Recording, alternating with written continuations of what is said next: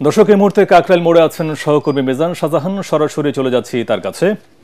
মিজান, ইশরাক সমর্থকদের আন্দোলনের শেষ খবর আমাদেরকে জানান, আর সেই সাথে এটাও জানান যে আশপাশের সড়কের অবস্থা কি।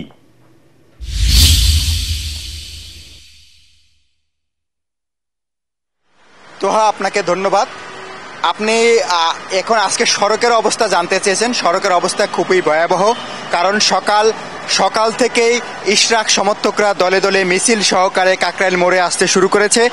শুধুমাত্র যে সকাল থেকে আসতে শুরু করেছে এমনটি নয়, তারা সারা রাত এখানে অবস্থান করেছেন এবং অবস্থানের পরে আজকে যেহেতু 11টার দিকে হাইকোর্টে ইশরাকের বিষয়টির নিষ্পত্তি হওয়ার একটি কথা রয়েছে, এই কারণে ঢাকা শহরের বিভিন্ন প্রান্ত থেকে মিছিল নিয়ে দলে দলে ইশরাক সমর্থকরা কিন্তু মৎস্য ভবন এলাকায় জড়ো হচ্ছেন।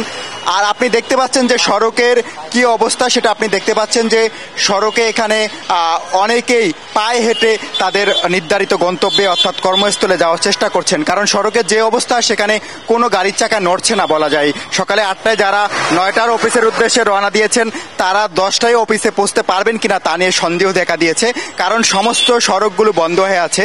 আর আমি আপনাকে জানিয়ে রাখি তোহা, এটি যে শুধুমাত্র ইশরাকের সমর্থকদের আন্দোলনের কারণে ঢাকা শহর অচল হয়ে যাচ্ছে বিষয়টি এরকম নয়।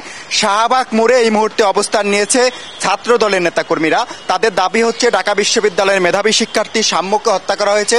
সাম্য হত্যার সুষ্ঠু তদন্তের দাবিতে শাহবাগ মোড় থেকে হোটেল ইন্টারকন্টিনেন্টাল পর্যন্ত অবরোধ করেছে ছাত্র দলের নেতাকর্মীরা এবং তারা বলছেন যে যদি তাদের ন্যায় বিচার না হয় তাহলে তারা চল চল যমুনা চল কর্মসূচি দিতেও তারা বাধ্য হবেন।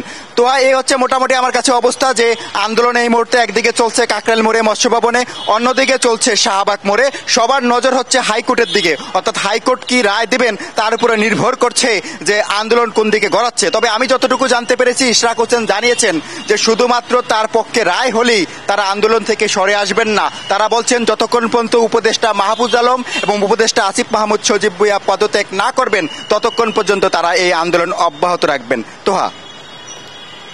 জি মিজান, আপনাকে ধন্যবাদ।